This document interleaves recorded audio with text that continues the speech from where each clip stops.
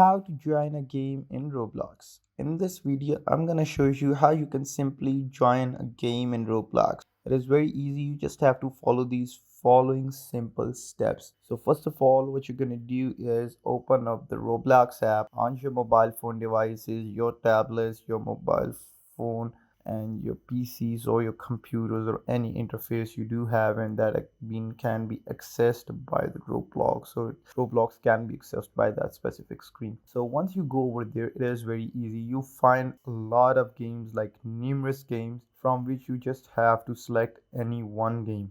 For example, I'll select the game from the real world role play and I'll select this baby view RP. So once I go over there, I see all about the details in the game. So I'll simply tap on this green play icon that says. So once I do that, the Roblox would take some time to load. So once the game has been loaded, it will play up automatically.